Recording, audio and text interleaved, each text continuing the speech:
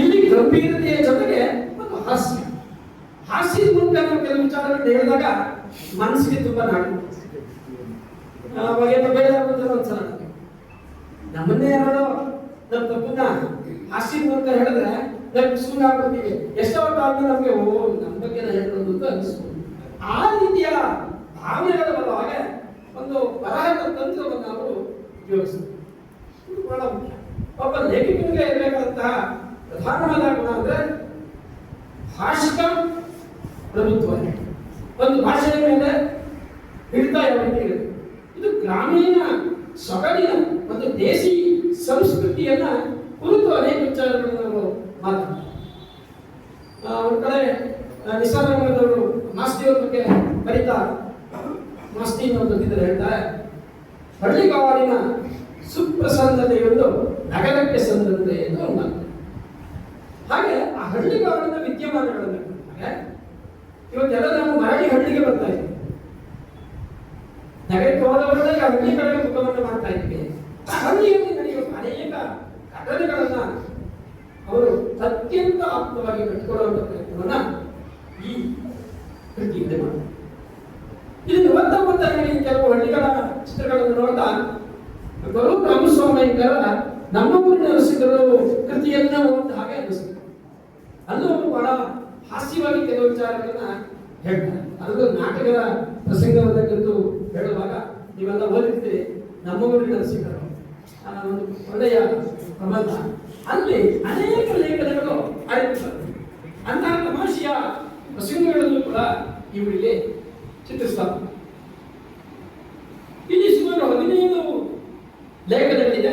ಬೇರೆ ಬೇರೆಯ ಭಾವಗಳನ್ನ, ಬೇರೆ ಬೇರೆ ಆಶಯಗಳನ್ನ ಹೊಂದಿರುವಂತಹ ಲೇಖನ. ಇಲ್ಲಿ ಪ್ರಧಾನವಾಗಿ ಅವರು ರವಿಚಂದ್ರ ಸರ್ ಹೇಳಿದ್ರು, ಮನುಷ್ಯನ ವ್ಯಕ್ತಿತ್ವಗಳನ್ನ, ಭಾವನೆಗಳನ್ನ ಇಲ್ಲಿ ಪ್ರಕಟಪಡಿಸುತ್ತೆ ಈ ಕೃತಿ. ಹೌದು, ನಾವೆಲ್ಲ ಸಮಾಜಮುಖಿಯಾಗಿ, ಮಾನವಮುಖಿಯಾಗಿ ಯೋಚಿಸುವ ಹಂತದಿಂದ ಬೆಳೆಯಬೇಕಾಗುತ್ತೆ. ಇದು ಯಾವುದೇ ಒಂದು ಕೃತಿಯ ಕೃತಿಕಾರನ ಒಂದು ಗುಣ ಅಂತ ನನ್ನ ನಂಬಿಕೆ. ನಾನಿಲ್ಲಿ ಕೆಲವು ಮಾತುಗಳನ್ನ ಹೇಳ್ತಾ ಇರೋದು ದಯಮಾಡಿ ಯಾವ ಪುಸ್ತಕದ ವಿಮರ್ಶೆ ಅಂತ ಭಾವಿಸಬಾರ್ದು. ನಾನೊಬ್ಬ ಸಾಹಿತ್ಯದ ವಿದ್ಯಾರ್ಥಿಯಾಗಿ ನಾನು ನನ್ನ ಅನಿಸಿಕೆಗಳನ್ನ ಇಲ್ಲಿ ಹೇಳ್ತಾ ಇದ್ದೀನಿ. ನೀವೆಲ್ಲ ಆ ಕೃತಿಯನ್ನ ಓದೇ ಬರ್ತೀರಿ, ಹಾಗೆ ನಿಮ್ಮ ಒಂದು ವಿಮರ್ಶೆಗೆ ಅದನ್ನ ಒಳಪಡಿಸುವಂತ ಅವಕಾಶ ಇದೆ. ಹೀಗಾಗಿ ಇದರಲ್ಲಿ ಸುಮಾರು ಲೇಖನಗಳು, ಕೆಲವು ಲೇಖನಗಳ ಬಗ್ಗೆ ಮಾತ್ರ ಮಾಡ್ತಾರೆ. ಇಲ್ಲಿ 17 ಲೇಖನಗಳನ್ನ ಮಾಡುವಷ್ಟು ಕಾಲಾವಕಾಶವೂ ಇಲ್ಲ, ಹಾಗೆ ನಿಮ್ಮ ಸಮಯವನ್ನು ನಾನು ತಗೊಳ್ಳಲ್ಲ. ಅದನ್ನು ಮುಂಚಿತವಾಗಿ ನಾನು ಇಲ್ಲಿ ಗಮನದಲ್ಲಿ ಇಟ್ಕೊಂಡು ಈ ಮಾತನ್ನು ಹೇಳ್ತೀನಿ. ಇದರಲ್ಲಿ ಮೊದಲ ಲೇಖನ ಸಂಪೂರ್ಣ ರಾಮಾಯಣ. ಅದು ಒಂದು ಬಹಳ, ಯಾಕೆಂದ್ರೆ ಹಳ್ಳಿಗಳಲ್ಲಿ ಪ್ರಧಾನವಾಗಿ ಒಂದು ಸಂಸ್ಕೃತಿಯನ್ನು ಹರಡಬೇಕಾದ್ರೆ ಬಹಳ ಮುಖ್ಯವಾಗಿ ಜಾನಪದ ಪದ್ಯ, ಆ ಬೇರು, ಅದರ ಮೇಲೆ ಹಳ್ಳಿಯ ಜನಕ್ಕೆ ಹಾಗೆ ಸಿಗ್ತಾ ಇದ್ದಿದ್ದು. ಹಿಂದಿನ ಕಾಲದಲ್ಲಿ ಈಗಿನ ಹಾಗೆ ಬಹುಮಾಧ್ಯಮಗಳು ಇರಲಿಲ್ಲ. ಅವಾಗ ಇದ್ದಿದ್ದು ಜಾನಪದ ಗೀತೆಗಳು, ಕಥೆಗಳು, ನಾಟಕಗಳು, ಪೌರಾಣಿಕ ನಾಟಕಗಳು. ಅದ್ರ ಮೂಲಕ ಒಂದು ಸಂಸ್ಕೃತಿಯನ್ನು ಯಾವ ರೀತಿ ಅನಾವರಣಗೊಳಿಸಬೇಕು, ಗೊಳಿಸೋದಕ್ಕೆ ಸಾಧ್ಯ ಇದೆ ಅನ್ನೋದನ್ನ ಅನೇಕ ಜನ ಈಗಾಗಲೇ ಅರಿದಿದ್ದಾರೆ ನಮ್ಮ ಹಿರಿಯರು. ಆ ಸಮಯದಲ್ಲಿ ಇದು ಹಳ್ಳಿಯ ಬದುಕನ್ನ ಹಾಸ್ಯಮಯವಾಗಿ ಕಟ್ಟಿಕೊಡುವಂತ ಒಂದು ಪ್ರಯತ್ನವಾಗಿ ಮೊದಲ ಲೇಖನ ಕಂಡು ಬರುತ್ತೆ.